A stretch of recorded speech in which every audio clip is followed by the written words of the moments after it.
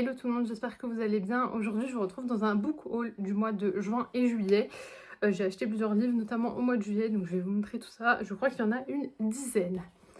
Tout d'abord, logique, le dernier tome de Heartstopper, donc c'est Heartstopper pour toujours, le tome 6.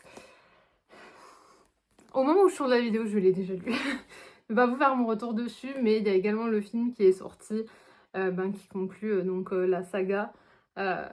J'adore Heartstopper, je pense que on l'a déjà vu dans plusieurs vidéos. Les dessins, peut-être au tout début pour pas spoiler. Voilà, ça spoil pas trop. J'adore les dessins de l'autrice, j'aime beaucoup cette histoire, j'adore ces deux personnages, je les trouve trop mignons. Donc c'était logique que je l'achète.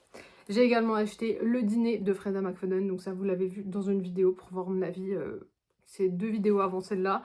Peut-être vous donner les prix. Donc celui-là il était à 17 €, le roman graphique, et celui-là 6 €.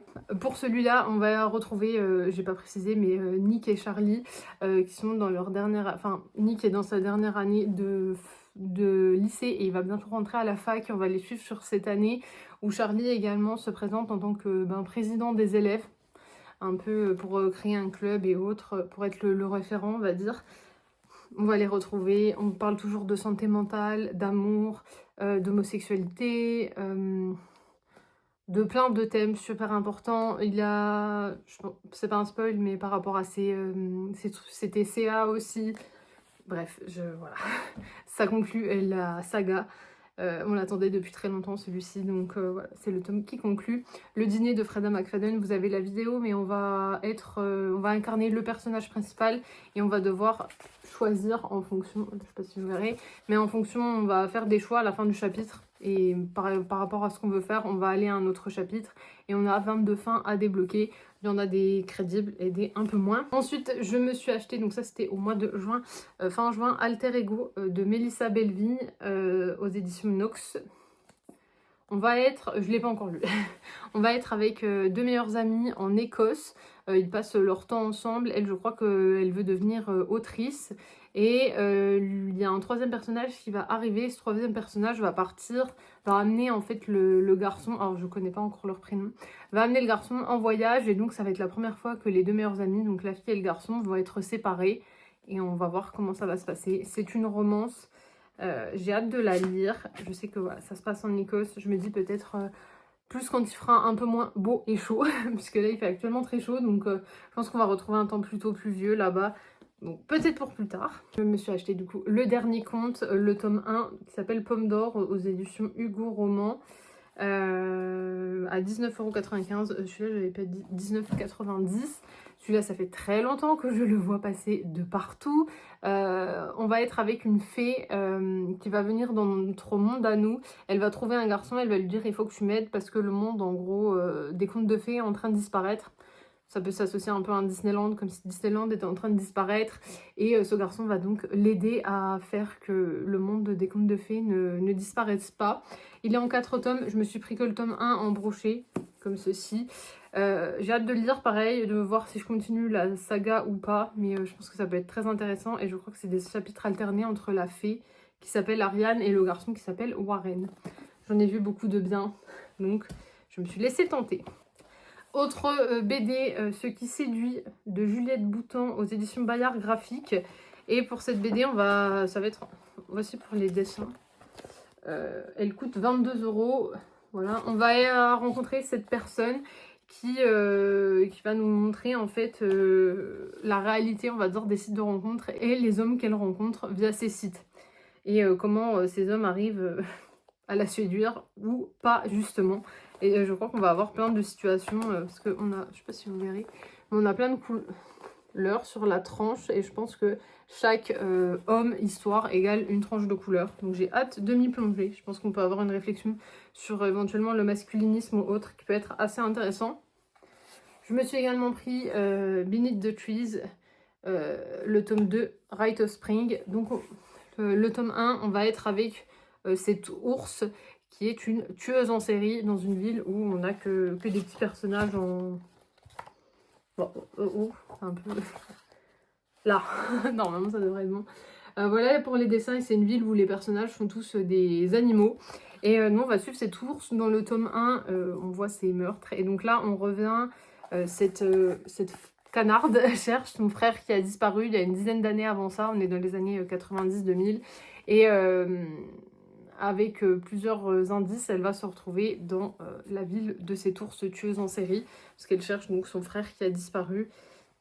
Et on va revenir aussi dans le passé de cette ours. Apparemment, il y aura 6 tomes. Voilà, j'avais bien aimé le tome 1. C'est assez spécial, c'est assez glauque. Faut aimer. Mais c'est dans un délire un peu bizarre, mais ça se lit bien. Et c'était un peu décalé, mais il y avait pas mal d'humour.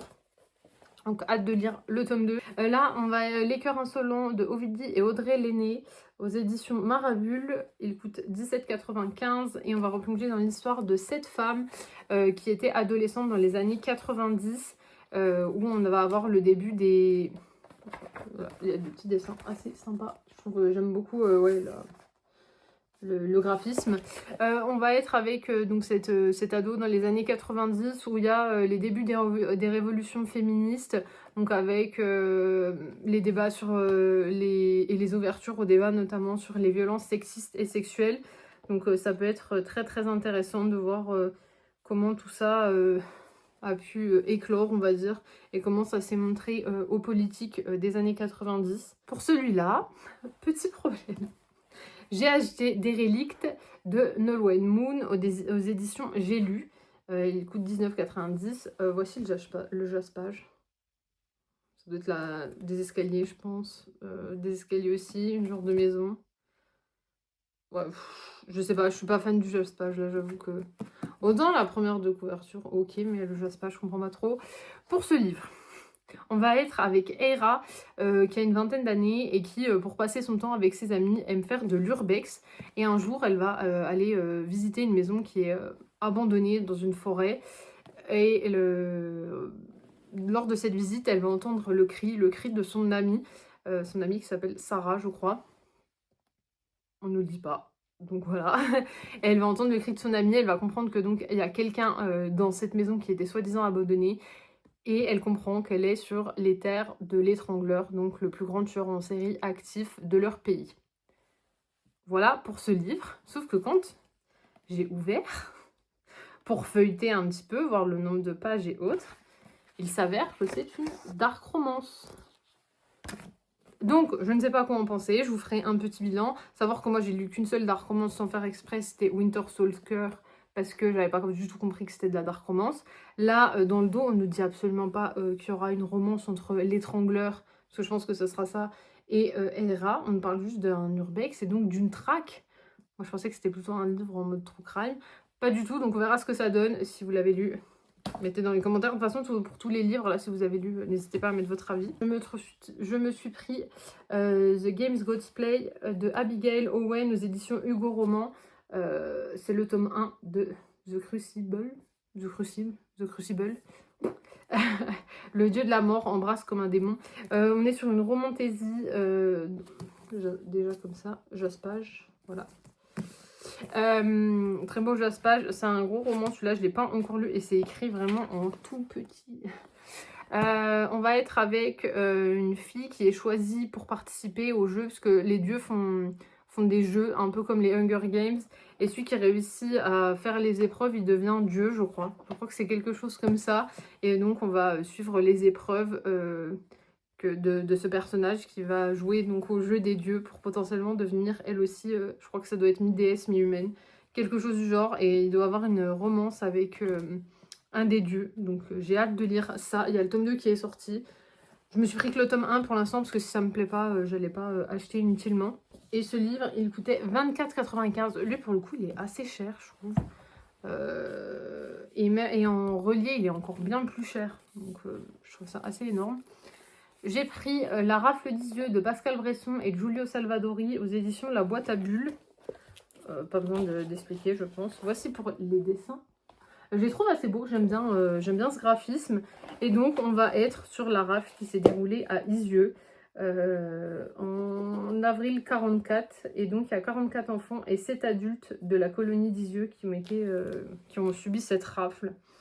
Et il y a un seul adulte, visiblement, qui en survivra. qui en a survécu, pardon.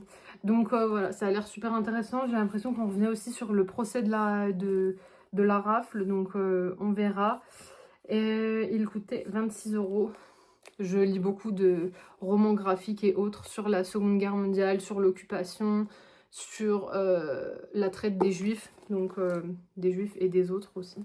Mais voilà, donc ça a l'air super intéressant. Et La Rafle des Yeux, personnellement, c'est un épisode que je ne connaissais pas. Et finalement, j'ai acheté Seigneur de Lou Luby. J'ai déjà lu beaucoup de ses romans graphiques. J'adore la plume de l'autrice et le message qu'elle fait passer. Aux éditions Delcourt. Donc voici, le livre est super beau. Et il coûtait, je ne sais pas, parce qu'il n'y a pas de prix. Mais je peux vous montrer des petits dessins. Voilà. La plume de cette autrice est magnifique. Vraiment, enfin la plume... Alors, le graphisme, en tout cas, sa patte pour dessiner, elle fait toujours de très très beaux dessins. Ils vivent les trois en colocation. Et on est dans un monde où les vampires et les humains cohabitent ensemble. Mais les vampires dominent en fait. Globalement, c'est l'allégorie de la société patriarcale, les vampires étant les hommes et les humains étant plutôt les femmes. Les femmes ou les enfants, voilà. Et ici, on va être avec ce qu'on appelle Seigneur, c'est-à-dire que les vampires peuvent commettre des agressions, qui sont typées donc agression S dans la vraie vie, et on va nous parler de ça et remettre en cause... par exemple, comme dans beaucoup de cas où des victimes d'agression S vont dans les commissariats ou autres, et on les reçoit mal, et on les reçoit en leur demandant vous étiez habillé comment? Et là, c'est un peu ça, dans le dos, en fait, la pharmacienne va lui dire est-ce que vous portiez une écharpe en mode pour vous protéger, du coup, protéger votre cou des vampires? Et il va dire que non, pas du tout, elle va lui remettre la faute dessus. Donc voilà, c'est une allégorie des agressions vécues par les femmes, notamment dans la société. On a des vrais aussi, on a des vrais chiffres, j'ai vu en passant. Donc ça, BD très très importante et qui peut être bien pour commencer à parler des violences sexistes et sexuelles, par exemple à des adolescents, mais en leur faisant passer le message, pas directement. Book haul de juin et juillet, je crois pas avoir oublié d'autres livres. J'en ai déjà lu un petit peu dans cette pile. Je vous ferai mon avis bien sûr du mois de juillet. Je pense qu'il arrivera courant septembre parce que j'ai un peu de retard sur ça. On se retrouve donc la semaine prochaine et en attendant, je vous souhaite de très belles lectures.